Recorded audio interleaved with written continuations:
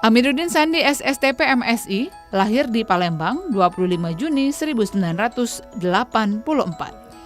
Ayah dari 3 orang anak ini merupakan lulusan Sekolah Tinggi Pemerintahan Dalam Negeri atau STPDN tahun 2007. Meski masih tergolong muda, suami dari Sefriyanti ini telah dipercaya mengemban beberapa jabatan penting, di antaranya sebagai Sekretaris Camat, Kabag Humas Kota Palembang, dan kini menjabat sebagai Camat Sako Palembang. Peraih pegawai teladan Pemkot tahun 2007 ini kini menjadi calon doktor ilmu lingkungan bidang konsentrasi pemberdayaan masyarakat. Dan saudara, inilah Bukan Basa-Basi.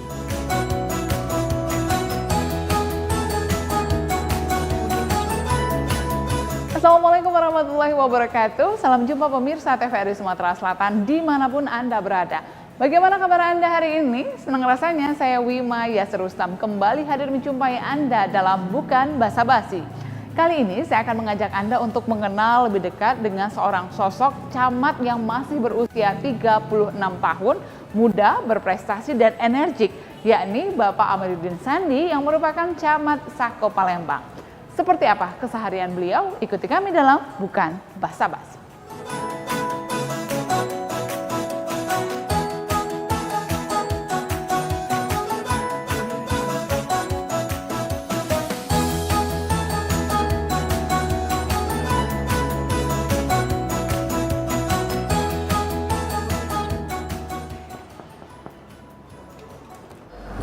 Oh, waduh.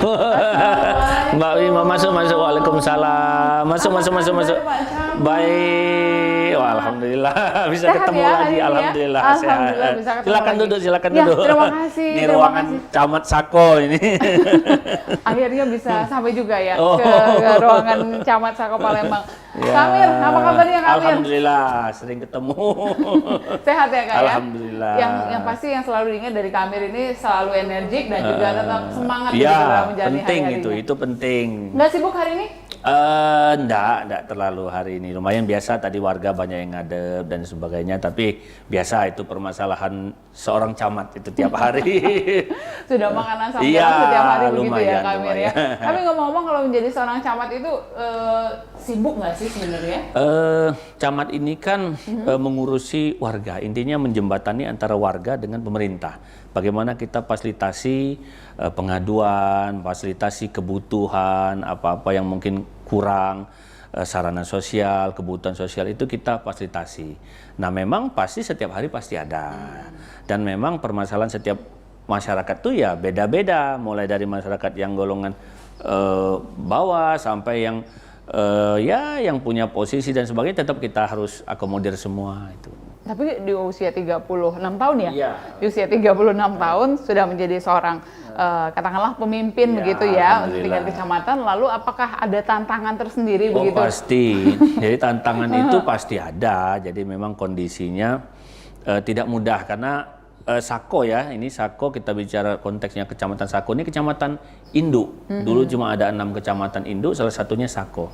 Jadi banyak orang lama di sini bahasanya, banyak orang yang mantan-mantan pejabat, mantan-mantan ini yang anak-anaknya juga semua sudah sukses.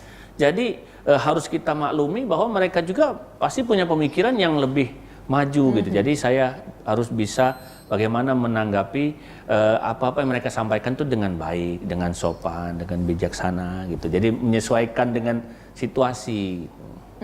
Tapi itu menjadi apa dilema tersendiri begitu selama menjabat sebagai Iya, seorang camat. Iya, jadi memang sering datang ke sini. Saya ini mantan apa, saya ini mantan apa gitu ya. Alhamdulillah dengan apa yang saya miliki, dengan teamwork yang saya miliki, kami sampai hari ini bisa mengakomodir lah, bisa menanggapi semua permasalahan itu dengan baik. Gitu. Oke. Kamir, tapi kalau berbicara mengenai usia kan 36 tahun untuk menjadi seorang camat itu katakanlah apa ya pencapaian yang luar biasa begitu ya. Pernah bermimpi secepat ini udah duduk di kursi ini? Kalau di Kota Palembang belum. Kalau di Kota Palembang saya memang agak ya bangga lah ya, karena kondisi Kota Palembang seperti Sako saja ini 97.000 hasil sensus kemarin, 97.000 jiwa. Jadi ini hampir satu kota pagar alam kalau kita lihat ini kondisi jumlah penduduknya. Jadi tambah setengah dari kecamatan tetangga sudah jadi satu kabupaten atau satu kota di tempat lain. Jadi dengan kondisi demikian ya saya berusaha untuk tetap bagaimana kita ini bisa diakomodir semua. Gitu. Jadi dengan berbagai kompleksitasnya gitu. Iya, itu juga prestasi ya begitu ya? Iyalah prestasi, alhamdulillah lah. Jadi memang saya berusaha untuk dewasa sebelum waktunya. Nah itu dia, dewasa sebelum waktunya. Apakah selama menjadi seorang camat ini ada yang katakanlah sebelumnya itu berpikir, aduh ini masih muda sekali, belum seperti apa ya, belum terlalu luas begitu pandangannya untuk jadi seorang jadi camat. memang orang kan seperti saya belajar dulu, memang penampilan itu bukan yang utama, tapi yang pertama dilihat. Jadi dengan saya menunjukkan performance saya yang baik, dengan sikap-sikap yang baik, sopan, ramah dan sebagainya. Mudah-mudahan masyarakat juga dengan teknologi yang saat ini tuh sangat berkembang, ya bisa menilai sendiri. Alhamdulillah sampai dengan hari ini masyarakat semua sangat welcome, sangat menghargai, sangat kooperatif, terutama di masa pandemi ini. Jadi memang kondisinya alhamdulillah gitu. Jadi kami unsur Tripika kecamatan ini juga kompak gitu. Pendekatan yang seperti apa sih yang disodorkan kepada masyarakat? Oh iya, jadi begini. Jadi untuk pendekatan ini saya seminggu itu 2 kali, 3 kali, ada yang kadang 1 kali. Saya melakukan anjang sana. Jadi saya silaturahmi ke RW. RW itu ada mungkin 4 RT, 5 RT, jadi kadang 3 RW gitu. Jadi saya anjang sana dan saya bawa hadiah di situ. Hadiahnya nggak besar-besar. Saya kadang-kadang bawa alat olahraga gitu. Jadi bola voli sama netnya gitu. Ada berapa set itu saya bagikan gitu. Kemudian ada juga alat kebersihan cangkul, kemudian keranjang sampah. Jadi saya berharap dengan saya memberikan hal-hal itu bisa memberikan motivasi untuk warga tadi. Oh ini loh tujuannya, supaya mereka bisa mengerti. Dan sekaligus kami Anjang Sana itu ngajak juga unsur-unsur Tripika kecamatan. Baik, Kak Amir dulu kan sebelumnya sebelum jadi camat Sako ini di Humas ya. Iya. Kita sering ketemu begitu ya.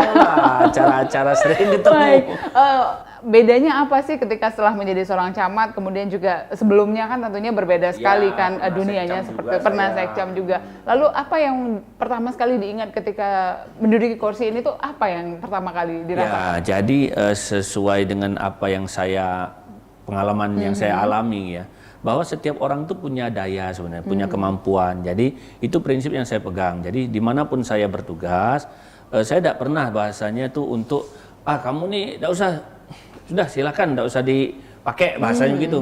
Enggak, semuanya punya kemampuan di bidangnya masing-masing. Jadi walaupun sekecil apapun itu kemampuan gitu. Jadi saya berusaha untuk menghargai apapun yang dikerjakan sepanjang itu baik oleh staf saya.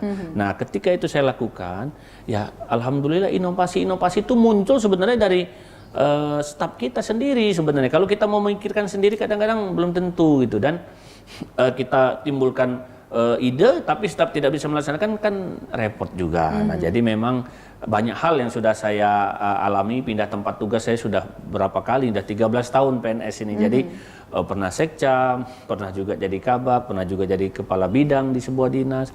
Jadi memang anak buahnya, stafnya mulai dari yang masih muda sampai yang sudah mau pensiun. Nah, itu kondisi-kondisi yang saya alami pengalaman. Jadi jadi jangan pusing gitu kan. Kadang-kadang adalah ya tidak sesuai dengan harapan kita, tapi tidak perlu dikesampingkan. Terus kita pacu, kita kasih motivasi supaya mereka mau bekerja.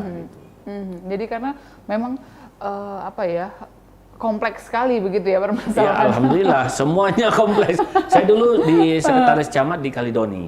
Jadi saya dulu sempat berpikir, masuk Kalidoni ini, kan wilayahnya mungkin ya image-nya mungkin bagaimana. Tapi alhamdulillah setelah saya jalani kurang lebih sekitar 10 bulan, ya warganya sangat welcome sekali, sangat ramah, sangat ini sekali gitu, sangat baik gitu.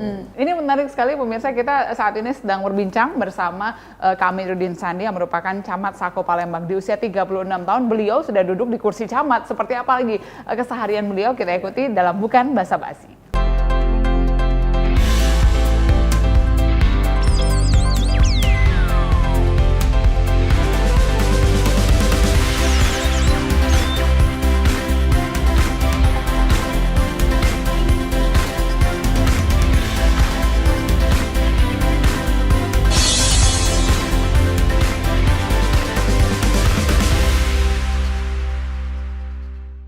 Terima kasih Anda masih bersama kami dalam Bukan Basa-Basi, masih bersama Bapak Amiruddin Sandi, Camat Sako Palembang. Kamil, kita sambil jalan boleh? Bagus banget ya sekarang ruang kantor camatnya begitu jadi, ya.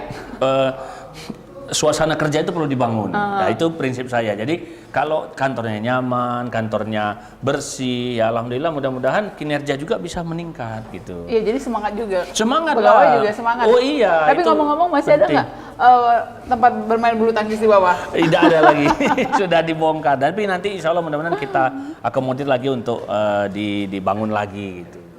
Tapi memang perubahan paradigma dari kantor juga terlihat bahwa lebih segar begitu ya, lebih fresh. Yang begitu. jelas saya menjaga kebersihan, selalu jaga kebersihan itu penting karena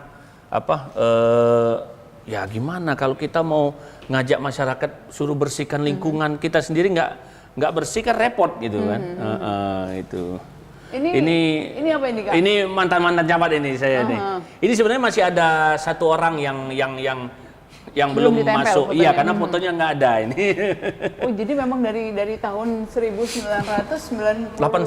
Jadi Sako ini diresmikan dibentuk tahun 89. Jadi termasuk kecamatan induk. Termasuk kecamatan induk 89 artinya sudah 31 iya, tahun.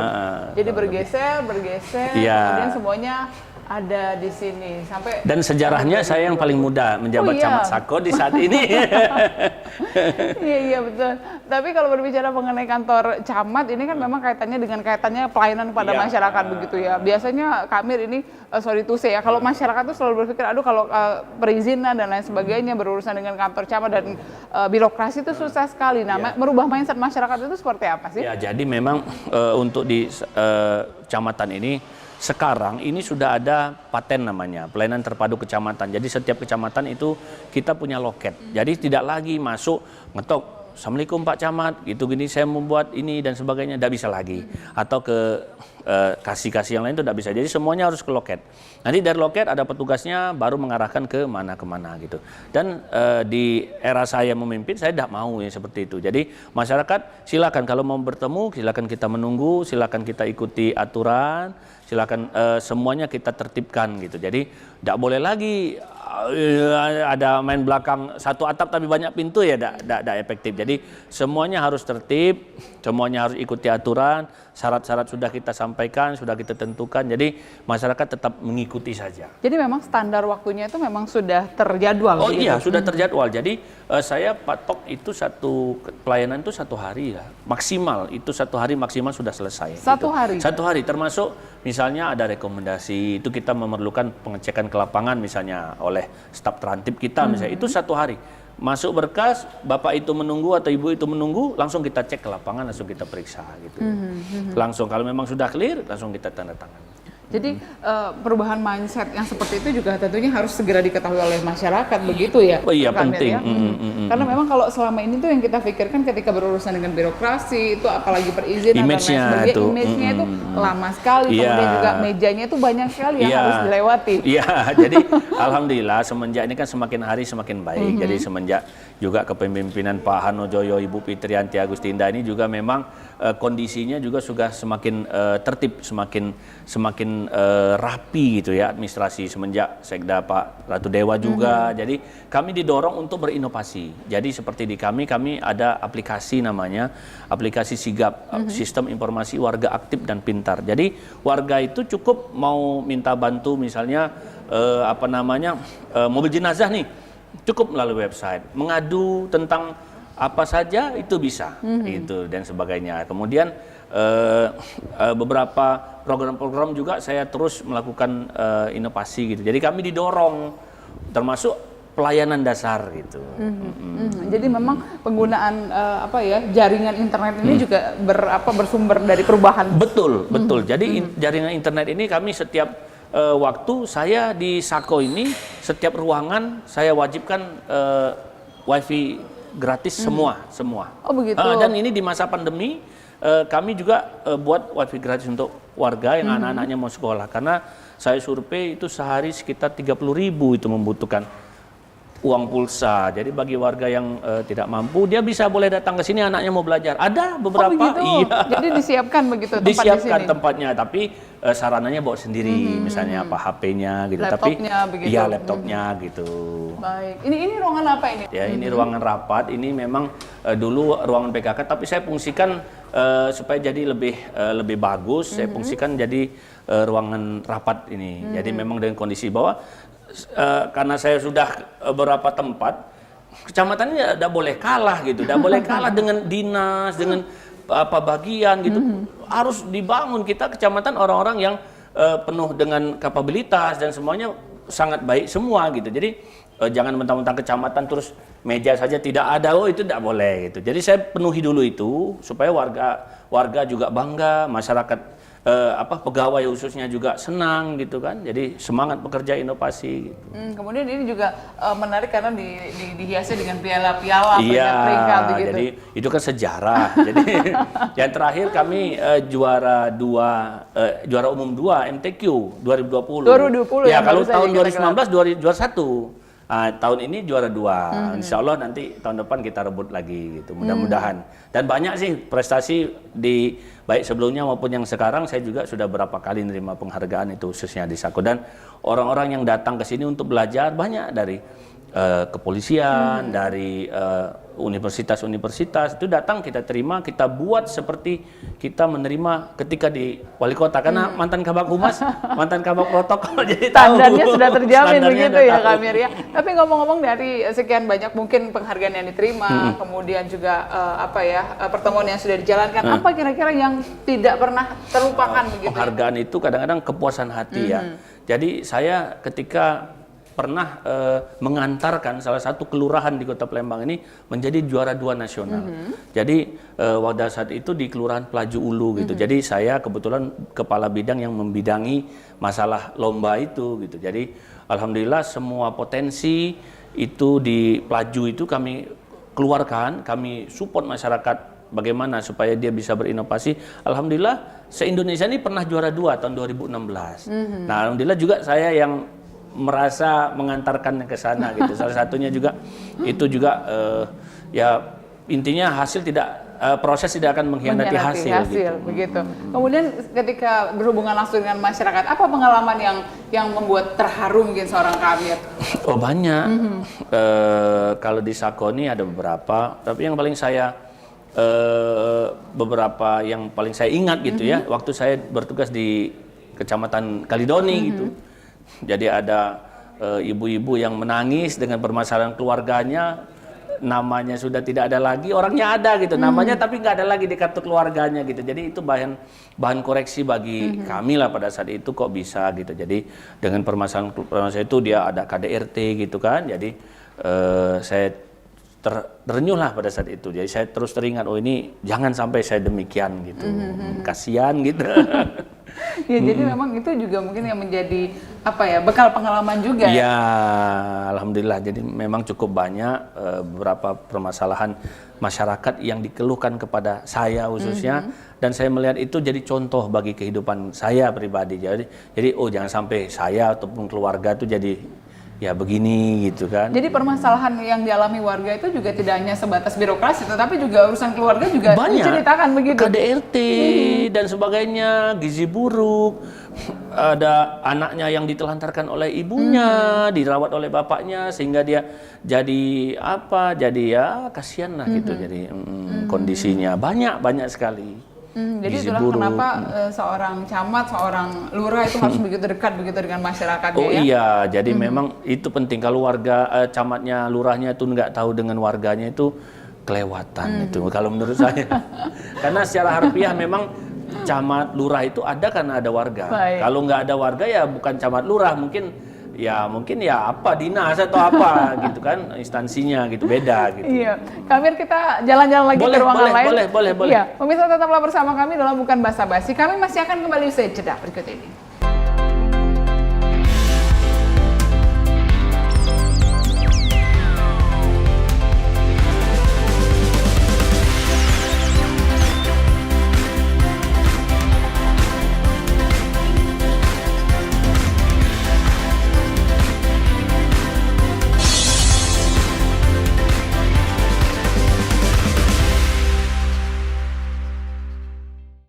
kasih Anda masih bersama kami dalam Bukan Basa-Basi. Kak Amir, ini ruangan apa ini? Tampaknya menarik ya, ada playground-nya Ya, begitu. jadi memang di Sako ini di pelayanan, karena kan kadang-kadang masyarakat yang datang untuk minta pelayanan itu kan ngajak anak-anak.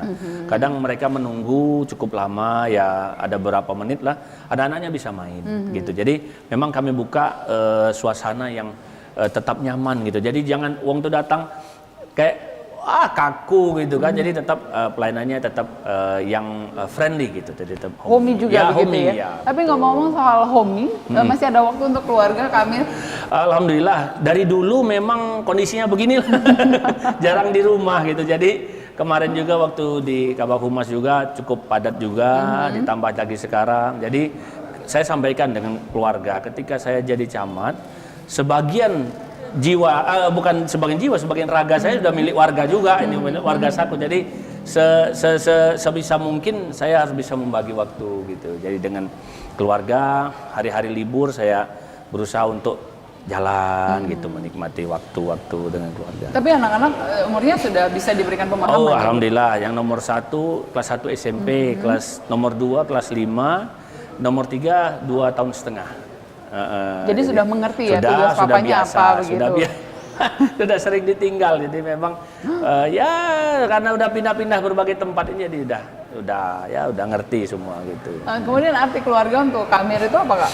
Keluarga ini penting karena saya tidak bisa sampai hari ini duduk di sini, berdiri di sini kalau tanpa keluarga, tidak bisa. Jadi saya selalu berusaha ya, memberikan contoh yang baik, selalu memberikan teladan, berusaha itu. Jadi baik dari sisi pendidikan, kemudian keagamaan. Jadi saya berusaha untuk bagaimana anak-anak saya bisa mencontoh itu. Jadi sekolah juga saya berusaha sampai setinggi-tingginya gitu. Kemudian arti seorang ayah untuk Kak Amir itu sendiri seperti apa? Oh iya, itu motivator, mentor, fasilitator, semualah gitu. Jadi saya banyak belajar dengan keluarga saya, dengan orang tua saya. Jadi memang banyak pengalaman yang bisa saya petik ketika saya mengambil keputusan, mengambil kebijakan yang sifatnya penting dan berdampak pada diri saya berusaha untuk bagaimana ya saya bertanya dulu lah, sowan gitu, bertanya gitu dengan orang tua, itu penting gitu.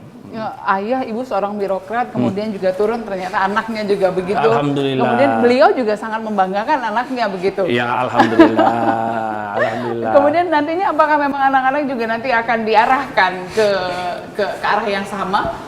Ya saya tidak tahu, tapi secara kalau kayak sekarang anak-anak saya bebaskan untuk dia memilih apa yang dia sukai gitu, termasuk masalah seni, termasuk masalah olahraga dan sebagainya. Karena yang penting saya memberikan sesuatu yang baik, yang memang bermanfaat bagi anak-anak saya. Dan saat-saat sekarang ini memang kondisinya anak-anak ini perlu bimbingan, perlu sentuhan gitu. Jadi jangan sampai mentang-mentang kita sibuk terus kita lupa gitu dengan kewajiban kita sebagai seorang orang tua gitu. Tapi Amir ngomong-ngomong ketika memutuskan untuk masuk ke STPDN, apakah ini murni keinginan seorang Kak Amir atau sebenarnya ada arahan juga dari ayah, ibu begitu? Saya dulu sempat kuliah. Saya dulu sempat kuliah dan saya tidak terpikir sebenarnya mau jadi seorang birokrat sebenarnya gitu, karena memang hakikatnya saya senang dengan sekolah, saya senang dengan pendidikan gitu. Jadi saya dulu sempat bercita-citanya jadi guru sebenarnya. Iya, jadi guru, dan sempat saya buka kursus bahasa Inggris kan pada saat itu gitu, sempatlah jalan berapa tahun. Dan alhamdulillah memang semua yang saya alami di masa dulu gitu, pengalaman saya selalu tularkan kepada staf-staf, kepada rekan-rekan gitu. Jadi supaya mereka juga bisa mengerti bahwa ini loh yang baik, ini loh yang seharusnya itu begini. Gitu. Kemudian ketika saat ini sudah berada di posisi saat ini, apa yang senantiasa menjadi pedoman begitu? Ada beberapa lah ya, tapi yang paling saya ingat, saya pernah jalan-jalan, saya ingat ada sebuah motto, it's not about making ideas, but it is about making ideas happen. Jadi bagaimanapun juga, kalau kita bicara saja ya semua bisa, tapi bagaimanapun sekecil apapun yang kita kerjakan itu bisa bermanfaat untuk orang banyak. Nah itu yang saya pegang sampai hari ini. Jadi makanya khusus di Kecamatan Sako saat ini, orang sering heran, dari mana, bagaimana bisa ketika saya masuk di Sako ini 1 bulan 2 bulan saya langsung memberikan penghargaan bagi pelaku UMKM yang selama ini penghargaan itu hanya diberikan dari pemerintah kepada pengusaha-pengusaha besar. Sekarang 2 bulan saya masuk, saya berikan penghargaan, saya pestakan di sini. Jadi supaya mereka tukang-tukang model, tukang pempek yang gerobak-gerobakan, tukang bubur ayam, mereka merasa dihargai dan mereka senang gitu. Dan pada kenyataannya mereka inilah orang-orang sebenarnya yang taat pajak sebenarnya gitu. Walaupun persentasenya sedikit gitu. Ya, ngomong-ngomong, lalu ke depan apalagi nih mimpi begitu ya yang ingin diraih? Karena usia 36 tahun masih lebih dari 20 tahun ya untuk pensiun begitu. Masih 24 tahun lagi ya, kurang Amir lebih ya. lah, kurang lebih. Fokus saya sekarang saya sedang menempuh pendidikan doktoral ini di Unsri, mungkin ya 1 bulan lah sudah selesai. Saya dari 2015 saya udah kuliah doktoral ini. Target saya bulan November ini selesai. Jadi memang tadi juga saya harusnya bimbingan tadi kan harusnya gitu. Jadi saya berusaha itu, kemudian saya punya cita-cita saya ingin ya mengabdi yang lebih besar lagi lah kepada negara ini dengan birokrat yang memang lebih tinggi lagi ya pasti gitu. Dengan semua basic yang sudah diraih begitu ya. Iya, pastilah itu. Jadi memang itu harapan ya, bisa jadi nanti suatu saat saya kemana, memang jujur saja banyak yang sudah menawari untuk jadi tenaga pengajar, untuk jadi di sini posisi ini posisi itu, tapi saya pikir tidak perlu gitu, karena sejatinya ASN itu dimanapun kapanpun ya tetap sama saja sebenarnya. Kalau kita mau jadi apapun, kita jadi apapun itu, kalau kita bermanfaat bagi orang lain ya pasti bisa senang saja gitu kan, happy gitu. Itu yang saya pegang. Dimanapun itu. Dimanapun gitu. Jadi tidak harus jadi apa gini. Tapi kalau kita punya kemampuan, kita punya kapabilitas, apa salahnya kita harus meningkatkan kemampuan kita dengan sebaik mungkin gitu. Iya, jadi karena memang itu tadi motonya adalah bisa berguna di mana saja. Iya, betul. Bermanfaat lah. Jadi walaupun saya bawa peralatan olahraga, tapi alhamdulillah dengan adanya peralatan olahraga tadi, masyarakat bisa ingat, bisa merasa apa sih makna yang saya ingin sampaikan gitu. Baik, Kak Amir, ini menarik sekali, kami bisa mendapatkan banyak sekali motivasi begitu, kemudian juga pelajaran hidup dari seorang Amiruddin Sandi yang di usianya dengan masih sangat muda ini sudah banyak sekali banyak sekali sudah makan asam garam begitu di dunia pemerintahan. Dan juga satu lagi, maaf mengganggu hari ini waktunya ya Kak Amir ya.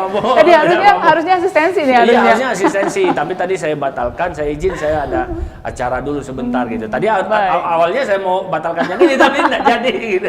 Baik, sekali lagi terima kasih Kak Amir atas waktunya. Nanti mampir lagi ke sini. Iya, baik, terima kasih. Siap kalau semoga begitu. Bermanfaat. Iya, pemirsa, demikian bukan basa-basi kali ini. Akhirnya saya Wima Yasrusam pamit undur diri dari hadapan Anda. Sampai jumpa dan wassalamualaikum warahmatullahi wabarakatuh.